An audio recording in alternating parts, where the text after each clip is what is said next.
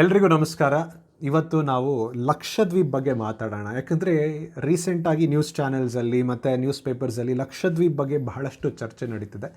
ಈ ಲಕ್ಷದ್ವೀಪಲ್ಲಿ ಏನು ನಡೀತಿದೆಯಪ್ಪ, ಈ ಥರ ಇಷ್ಟೊಂದು ಜನ ಪೋಸ್ಟರ್ಸ್ ಹಾಕ್ತಿದ್ದಾರೆ, ಪ್ರೊಟೆಸ್ಟ್ ಮಾಡ್ತಿದ್ದಾರೆ, ಎಸ್ಪೆಷಲಿ ಆಪೋಸಿಷನ್ ಪಾರ್ಟೀಸ್ ಅವರು ಟ್ವೀಟ್ಸ್ ಮಾಡ್ತಿದ್ದಾರೆ, Lakshadweep is in danger, save Lakshadweep ಅಂತೆಲ್ಲ ಹಾಕ್ತಿದ್ದಾರೆ. ಏನು ನಡೀತಿದೆ ಲಕ್ಷದ್ವೀಪಲ್ಲಿ ಅಂತ ನಾವೊಂದು ಸ್ವಲ್ಪ ತಿಳ್ಕೊಳ್ಳೋಣ. ಇವತ್ತು ಲಕ್ಷದ್ವೀಪ್ ಬಗ್ಗೆ ಮಾತಾಡ್ತಿರೋದು 4 ವಿಚಾರದ ಮೇಲೆ. ಮಾತಾಡೋಕ್ಕಿಂತ ಮುಂಚೆ ಲಕ್ಷದ್ವೀಪ್ ಬಗ್ಗೆ ಸ್ವಲ್ಪ ತಿಳ್ಕೊಳ್ಳೋಣ.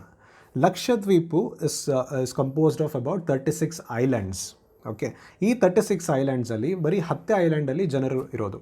ಬಾಕಿ 26 ಐಲ್ಯಾಂಡ್ಸಲ್ಲಿ ಯಾರೂ ಇಲ್ಲ. Only there are trees and some number of animals and aquatic species ಬಂದು ಹೋಗಿ ಅವ್ರ ರೆಸಿಡೆಂಟ್ಸ್ ಆಗೋಗಿದ್ದಾರೆ ಆ 26 ಐಲ್ಯಾಂಡ್ಸಲ್ಲಿ.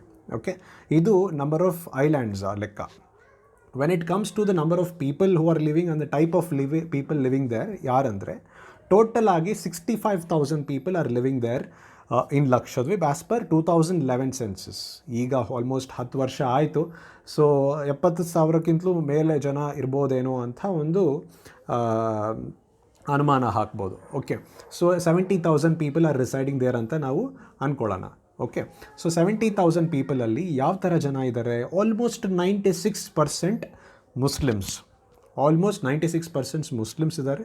ಈ 100% ಜನ ಅಂದರೆ ಟೋಟಲ್ 70,000ಅಲ್ಲಿ 94% ಆರ್ ಸ್ಕೆಡ್ಯೂಲ್ಡ್ ಟ್ರೈಬ್ಸ್. ಅಂದರೆ most of those tribes are now Muslims. Okay, so it's a Muslim majority area ಅಂತ ಹೇಳ್ಬೋದು. ಇಲ್ಲಿ ಮೆಂಬರ್ ಆಫ್ ಪಾರ್ಲಿಮೆಂಟ್ ಎಷ್ಟು ಜನ? ಒಬ್ಬರೇ, ಅದು ಲೋಕಸಭಾಗೆ ಸೇರ್ತಾರೆ. ಇಲ್ಲಿ ಆಲ್ಮೋಸ್ಟ್ 1967 ಇಟ್ಕೊಂಡು 2004 ತನಕ ಒಬ್ಬರು ಸಯೀದ್ ಅಂತ ಇದ್ದರು. ಮತ್ತು ಅವ್ರ ಮಗ ಆದಂಥ ಇನ್ನೊಂದು ಸಯೀದ್ 2014 ತನಕ ಮೆಂಬರ್ ಆಫ್ ಪಾರ್ಲಿಮೆಂಟ್ ಆಗಿದ್ದರು. ಸೊ ಆಲ್ಮೋಸ್ಟ್ ಒಂಥರ ಫ್ಯಾಮಿಲಿ ಪಾಲಿಟಿಕ್ಸೇ ಅಂದ್ಕೊಳ್ಳೋಣ. This single family was actually ruling this island for almost 50 years ಅಂತ ನಾವು ತಿಳ್ಕೊಬೋದು. ರೀಸೆಂಟಾಗಿ ಫೈಸಲ್ ಅನ್ನೋ member of parliament is representing Lakshadweep from 2014 onwards. Okay, so idu in terms of the type of people living there, number of islands and politically ಏನು ಸೀನು ಅಂತ ಹೇಳ್ತಿದ್ವಿ. ಇಲ್ಲಿ BJP units ಇದೆಯಾ, ಇಲ್ಲಿ ಕಾಂಗ್ರೆಸ್ ಪಾರ್ಟಿ ಯೂನಿಟ್ಸ್ ಇದೆಯಾ ಅಂತ ಕೇಳ್ತೀರಾ.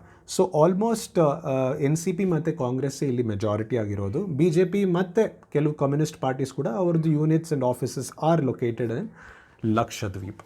So at the moment Lakshadweep is a union territory of the central government. ಅಂದರೆ central government direct rule ಮಾಡ್ಬೋದು ಯೂನಿಯನ್ ಟೆರಿಟರಿ ಮೇಲೆ. ಸೊ ಅದ್ರ ಬೇಸಿಸ್ ಮೇಲೆ ಒಬ್ಬರು ಅಡ್ಮಿನಿಸ್ಟ್ರೇಟರ್ನ ಸೆಂಟ್ರಲ್ ಗೌರ್ಮೆಂಟ್ ಆಲ್ವೇಸ್ ಅಪಾಯಿಂಟ್ ಮಾಡ್ತಾರೆ. ಈಗ ನಮ್ಮ ಹತ್ರ ಅಂಡಮಾನ್ ಆ್ಯಂಡ್ ನಿಕೋಬಾರ್ ಐಲ್ಯಾಂಡ್ಸ್ ಕೂಡ ಇದ್ದಾವೆ, ದಮನ್ ಆ್ಯಂಡ್ ಡ್ಯೂ ಕೂಡ ಇದೆ. ಸೊ ಈ ರೀಜನ್ಸಲ್ಲಿ ಸೆಂಟ್ರಲ್ ಗೌರ್ಮೆಂಟ್ ಒಂದು ರೆಪ್ರೆಸೆಂಟೇಟಿವ್ನ ಕಳಿಸ್ತಾರೆ. ಅವ್ರ ಹೆಸರು ಅಡ್ಮಿನಿಸ್ಟ್ರೇಟರ್ ಅಂತ ಡೆಸಿಗ್ನೇಷನ್ ಕೊಡ್ತಾರೆ. ಇದು ಯಾರು ಅಪಾಯಿಂಟ್ ಮಾಡೋದು? ಇದು ಪ್ರೆಸಿಡೆಂಟ್ ಆಫ್ ಇಂಡಿಯಾ ಅಪಾಯಿಂಟ್ ಮಾಡೋದು. ಸೊ ರೈಟ್ ನಾವು ಒಬ್ಬರು ಪಟೇಲ್ ಸಾಹೇಬರು ಅಂತ ಅವರು ಅಡ್ಮಿನಿಸ್ಟ್ರೇಟರ್ ಆಗಿದ್ದಾರೆ. He is also an administrator of Daman and Diu. So ಅವರಿಗೆ ಒಂದು ಅಡಿಷ್ನಲ್ ಚಾರ್ಜ್ ಆಗಿ ಲಕ್ಷದ್ವೀಪ್ ಕೂಡ ಕೊಟ್ಟಿದ್ದಾರೆ. Okay, so this is the kind of setup right ನಾವು ಇನ್ ಲಕ್ಷದ್ವೀಪ್. ಪ್ಲಸ್ ಇನ್ನೊಂದು ಏನು ಹೇಳಬೇಕಂದ್ರೆ, ಈ ಪಟೇಲ್ ಸಾಹೇಬರು ಯಾರಿದ್ದಾರೋ ಅವರು IAS ಆಫೀಸರ್ ಅಲ್ಲ. He is not from the all India services. ಅವರೊಬ್ಬರು ಪಾಲಿಟಿಷಿಯನ್, BJP ಪಾಲಿಟಿಷಿಯನ್. ಸೊ ಅವ್ರನ್ನ ಇಲ್ಲಿ ಅಪಾಯಿಂಟ್ ಮಾಡಿದ್ದಾರೆ. So this is first time in the history of India that a politician has become an administrator for an union territory ಅಂತ ಹೇಳ್ಬೋದು. So these are some of the details ನಾನು ಕೊಡ್ತಿದ್ದೀನಿ. ನಾನು ಯಾವ ಬಯಸ್ ಮೇಲೆ ಹೋಗ್ತಿಲ್ಲ, ಆ ಕಡೆ ಈ ಕಡೆ ಅಂತ ಏನಿಲ್ಲ. ಏನೇನು ಇನ್ಫಾರ್ಮೇಷನ್ ಇದೆಯೋ ಅದು ನಿಮಗೆ ತಿಳಿಸ್ಕೊಡ್ತಾ ಇದ್ದೀನಿ.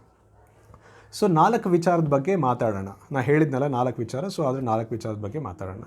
ಮೊದಲನೇದಾಗಿ ಬೀಫ್ನ ಬ್ಯಾನ್ ಮಾಡಿ ಲಿಕ್ಕರ್ನ ಇಂಟ್ರೊಡ್ಯೂಸ್ ಮಾಡೋಣ ಅಂತ ಅಡ್ಮಿನಿಸ್ಟ್ರೇಷನ್ ಡಿಸೈಡ್ ಮಾಡಿದೆ. This is only a draft. ಇನ್ನೂ ಅದು ಲಾ ಆಗಿಲ್ಲ. ಇದು rules and regulations, they have not become a law. It is just a draft. So ಬೀಫ್ನ ಇಂಟ್ರೊಡ್ಯೂಸ್ ಮಾಡಿ ಬೀಫ್ನ ಬ್ಯಾನ್ ಮಾಡಿ ಲಿಕ್ಕರ್ನ ಇಂಟ್ರೊಡ್ಯೂಸ್ ಏನಕ್ಕೆ ಮಾಡಬೇಕು ಅಂದ್ಕೊಂಡಿದ್ದಾರೆ ಅಂದರೆ, ಇದನ್ನು ಲಕ್ಷದ್ವೀಪ ಒಂದು ಟೂರಿಸ್ಟ್ ಡೆಸ್ಟಿನೇಷನ್ ಆಗಿ ವರ್ಲ್ಡ್ಗೆ ತಿಳಿಸ್ಕೊಡೋಣ. ಮಾಲ್ಡೀವ್ಸ್ ಹೇಗೆ ಟೂರಿಸ್ಟ್ ಡೆಸ್ಟಿನೇಷನ್ ಆಗಿದೆಯೋ ಅದೇ ರೀತಿ ಲಕ್ಷದ್ವೀಪ್ ಕೂಡ ಜನ ಬಂದು ಹೋಗಿ ಎಂಜಾಯ್ ಮಾಡಿಕೊಂಡು ಆ ರೆಸಾರ್ಟ್ಸಲ್ಲಿ ಬೇರೆ ಕಡೆ ಯಾವ ಥರ ಫೆಸಿಲಿಟಿ ಸಿಗುತ್ತೋ ಅದೇ ರೀತಿ ಇಲ್ಲೂ ಕೂಡ ಫೆಸಿಲಿಟಿ ಸಿಗಲಿ ಅನ್ನೋ ಒಂದು ಕಾರಣಕ್ಕೆ ಈ ಒಂದು ಸ್ಮಾಲ್ ಚೇಂಜಸ್ ಮಾಡಿದ್ದಾರೆ. ಬೀಫು ಮತ್ತು ಲಿಕ್ಕರ್ ಬಗ್ಗೆ ಕಾನ್ಸ್ಟಿಟ್ಯೂಷನಲ್ಲಿ ಏನಾದರೂ ಕೊಟ್ಟಿದ್ದಾರಾ? ಡೆಫಿನೆಟ್ಟಾಗಿ ಕೊಟ್ಟಿದ್ದಾರೆ. ನಮ್ಮ ಕಾನ್ಸ್ಟಿಟ್ಯೂಷನ್ ಬಹಳ ಅದ್ಭುತ ರೀ. Directive principles of state policy ಅಂತ ಒಂದು ಪ್ರಾವಿಷನ್ ಕೊಟ್ಟಿದ್ದಾರೆ ಕಾನ್ಸ್ಟಿಟ್ಯೂಷನಲ್ಲಿ. ಅದರ ಕೆಳಗಡೆ ಗಾಂಧಿಯನ್ ಪ್ರಿನ್ಸಿಪಲ್ಸ್, ಅಂದರೆ ಗಾಂಧಿ ತಿಳ್ಕೊಂಡಿರೋದು, ಗಾಂಧಿಯದ ಲರ್ನಿಂಗ್ಸ್ ಏನಿದೆಯೋ ಅದನ್ನು ಆ ಪ್ರಿನ್ಸಿಪಲ್ಸ್ ಮುಖಾಂತರ ಹಾಕಿದ್ದಾರೆ. ಸೊ ಆರ್ಟಿಕಲ್ 47 ಏನು ಹೇಳುತ್ತೆ ಅಂದರೆ, ಇಂಟಾಕ್ಸಿಕೇಟಿಂಗ್ ಡ್ರಿಂಕ್ಸ್ ಮತ್ತು ಡ್ರಗ್ಸ್ನ ಪ್ರೊಹಿಬಿಟ್ ಮಾಡಬೇಕು ದೇಶದಲ್ಲಿ ಅಂತ ಆರ್ಟಿಕಲ್ 47 ಹೇಳುತ್ತೆ. ಸೊ ಇಲ್ಲಿ ಲಿಕ್ಕರ್ ಇಂಟ್ರೊಡ್ಯೂಸ್ ಮಾಡ್ತಿದ್ದಾರೆ, but it is against the constitution when it comes to Gandhian principles.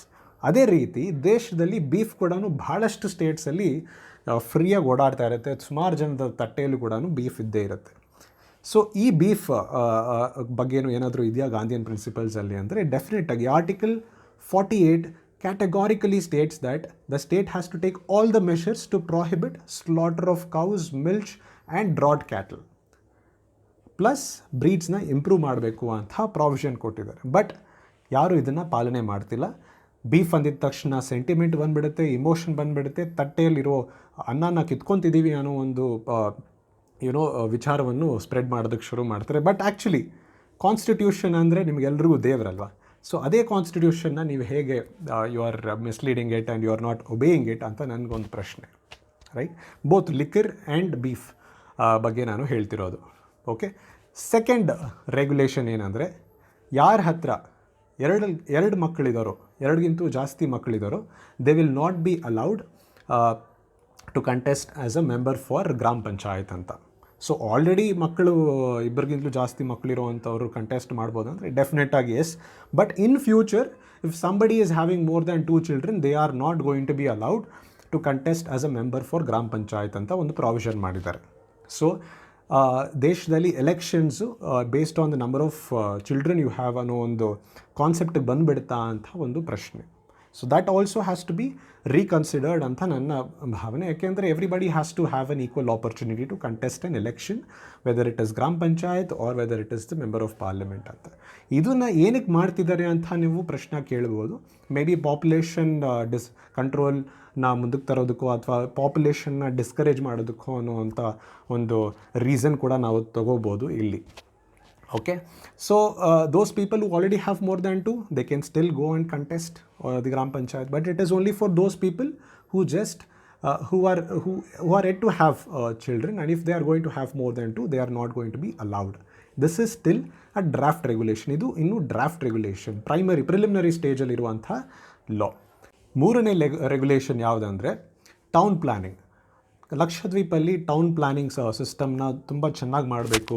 Electricity, road laying, housing, drainage system, ಪ್ರತಿಯೊಂದು ಪಾರ್ಕು, ಕಮ್ಯುನಿಟಿ ಪಾರ್ಕ್, ಒಂಥರ ಟೂರಿಸ್ಟ್ ರಿಲೇಟೆಡ್ ಆ್ಯಕ್ಟಿವಿಟೀಸ್ ಏನಾದರೂ ಕ್ರಿಯೇಟ್ ಮಾಡೋದಕ್ಕೆ ಒಂದು ಟೌನ್ ಡೆವಲಪ್ಮೆಂಟ್ ಪ್ಲಾನಿಂಗ್ ಅನ್ನೋ ಒಂದು ರೆಗ್ಯುಲೇಷನ್ನ ಕೂಡ ತೊಗೊಂಬಂದಿದ್ದಾರೆ Lakshadweep administration. This was a fantastic thing. But ಸುಮಾರು ಎನ್ವೈರ್ಮೆಂಟಲಿಸ್ಟ್ ಏನು ಹೇಳ್ತಾರೆ, ಈಕೋಲಾಜಿ ಡಿಸ್ಟರ್ಬ್ ಆಗೋಗುತ್ತೆ, ಫ್ಲೋರಾ ಆ್ಯಂಡ್ ಫಾನಾ ಡಿಸ್ಟರ್ಬ್ ಆಗೋಗುತ್ತೆ ನೀವು ಟೌನ್ ಪ್ಲಾನಿಂಗು, ಕನ್ಸ್ಟ್ರಕ್ಷನ್ ಆ್ಯಕ್ಟಿವಿಟೀಸ್ ಅದೆಲ್ಲ ಸ್ಟಾರ್ಟ್ ಮಾಡಿದ್ರೆ ಅಂತ. But there is always compensation for it. ಟೂರಿಸಮ್ನ ಇಂಪ್ರೂವ್ ಮಾಡೋದಕ್ಕೆ ಸ್ವಲ್ಪ ಪ್ಲ್ಯಾನಿಂಗು, ಸ್ವಲ್ಪ ಡೆವಲಪ್ಮೆಂಟು ಬೇಕಾಗುತ್ತೆ. Lakshadweep if it has to become a Maldives kind of a destination ಅಂತ. ನಾಲ್ಕನೇ ರೆಗ್ಯುಲೇಷನ್ ಯಾವುದಂದರೆ anti-social activities related. If some person is involved in disturbance of public order, ಅವನಿಗೆ 1 ವರ್ಷ ಡಿಟೆನ್ಷನ್ ಆರ್ಡರ್ ಕೊಡ್ತಾರೆ, and he won't be allowed to have a legal representation for about 6 months. So ಈ provision ಕೂಡ ಸ್ವಲ್ಪ tweak ಮಾಡಿಬಿಟ್ಟು ಜನರಿಗೆ legal representation ಕೊಡುವಂಥ ಒಂದು ಪ್ರಾವಿಷನ್ ಕೂಡ ಮಾಡಬೇಕು. ಯಾಕೆಂದರೆ everybody has this freedom, right? Freedom of trial, freedom of opportunity to have a legal representation. So ಈ ಪ್ರಾವಿಷನ್ನ ಸ್ವಲ್ಪ ಕುತ್ಕೊಂಡು ಚೇಂಜ್ ಮಾಡಿದ್ರೆ ಚೆನ್ನಾಗಿರುತ್ತೆ. ಯಾಕೆಂದರೆ public order is very important. Public order ಇಲ್ಲ, ಪ್ರತಿಯೊಂದು ಬಗ್ಗೆನೂ ಪ್ರೊಟೆಸ್ಟ್ ಮಾಡಿ, ಪ್ರತಿಯೊಂದು ಬಗ್ಗೆನೂ ಡಿಸ್ಟರ್ಬ್ ಮಾಡ್ಕೊಂಡಿದ್ರೆ ಮುಂದಕ್ಕೆ ನಡೆಯೋದಿಲ್ಲ ದೇಶ. ಸೊ ಆದ್ದರಿಂದ ಈ ಒಂದು ಪ್ರಾವಿಷನ್ ಕೂಡ they have to reconsider it ಅಂತ ಹೇಳ್ತಾ, so these are those provisions. So there is actually nothing burning issue ಅಂತ ಏನಿಲ್ಲ. ಪ್ರತಿಯೊಂದು ಕುತ್ಕೊಂಡು ಮಾತಾಡಿ ಸ್ವಲ್ಪ ಆ ಕಡೆ ಈ ಕಡೆ ಮಾಡಿಕೊಂಡ್ರೆ ಲಕ್ಷದ್ವೀಪ ಒಂದು beautiful destination, beautiful tourist destination ಆಗಿ ಕನ್ವರ್ಟ್ ಮಾಡ್ಕೋಬೋದು. there should be some amount of support from the opposition also. ಅವರು ಏನು ಡ್ರಾಫ್ಟ್ ರೆಗ್ಯುಲೇಷನ್ಸ್ ಓದಲ್ಲ, just they see this 96% of Muslims in Lakshadweep and they feel that there is going to be a Hindutva force being imposed on the people of Lakshadweep ಅಂತ ಒಂದು ಅಪಪ್ರಚಾರವನ್ನು ಹಬ್ಬಿಸಿ ಬೇಡದೇ ಇರೋದ್ರ ಬಗ್ಗೆ ಎಲ್ಲ ಮಾತಾಡ್ತಿದ್ದಾರೆ. So that is absolutely wrong. Opposition also will be getting into the government someday, and they'll have to also deal with these kind of things, because it is not that Lakshadweep is completely free of crime. The NCRB data might report a 0% crime, but if you see recent agi March alle ಒಂದು about 3,000 crores worth of ಡ್ರಗ್ಸ್ನ seize ಮಾಡಿದ್ರು near to the coast of Lakshadweep when there was vessel coming from Sri Lanka ಅಂತ ಒಂದು news article ಬಂತು. But so ಈ ಥರ ವಿಚಾರಗಳನ್ನೆಲ್ಲ ನೋಡ್ಕೋಬೇಕಂದ್ರೆ ಸ್ವಲ್ಪ tighten ಮಾಡಬೇಕು. ಆ ಟೈಟನ್ ಎಲ್ಲಿ ಮಾಡಬೇಕು ಅಲ್ಲಿ ಮಾಡಬೇಕು, ಬಟ್ ಪೀಪಲ್ಸ್ಗೆ ಫ್ರೀಡಮ್ ಕೊಡಲೇಬೇಕು. If you are banning beef, then ban liquor also. If you are allowing liquor, then you will have to allow beef also, because you cannot have two types of provisions when those two provisions are part of the Gandhian principles, right? So this is my thought process, and I hope it makes sense, and ನಿಮಗೆಲ್ಲರಿಗೂ ಒಂದು ಒಳ್ಳೆ information ಸಿಕ್ತು ಅಂತ ಹಾರೈಸ್ತಾ ಇದ್ದೀನಿ. ಧನ್ಯವಾದಗಳು.